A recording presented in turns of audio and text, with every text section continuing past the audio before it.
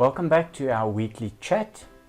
In today's session, I want to focus once again on the different versions of Microsoft Office. Now, I have spoken about this previously, but today I want to give you some more details about the different versions. When you go out to the market, you will find that you have Office 2016, 2019, and now 2021, and also you will have Office 365. So what are the differences? First of all, with the 2016, 19, and 21 versions, if you buy them, it's a once-off product that you buy and license. You can use it for the rest of your life, but if there are any improvements or developments, let's say from 2016 to 19, you will have to buy 2019 to get all of them. You cannot just upgrade. You can also use this on only one computer. Now, if you buy Office 365 or decide to do a monthly subscription, you will always have the latest version of Office on your laptop or your computer.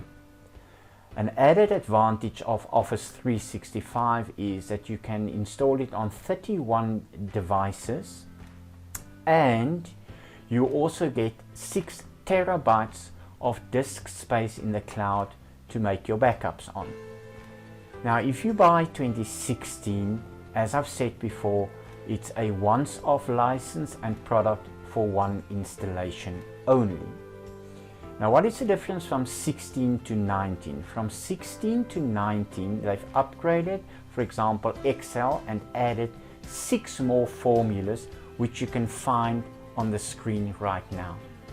If you upgrade to 2021, you will find another 9 formulas also shown on the screen right now. Now, at the end of this video, I will show you one of these formulas, the filter formula that is now available. It is not the normal filter function in Excel. It's actually a formula you can use in Excel. Now, I would suggest that you rather go for the Office 365 monthly subscription, because then you will always have the latest version. Now, at the end of this video, there will be a link, and please click on it and have a look at the filter formula that I will show you in Excel Office 365. Thanks for watching. Chat soon.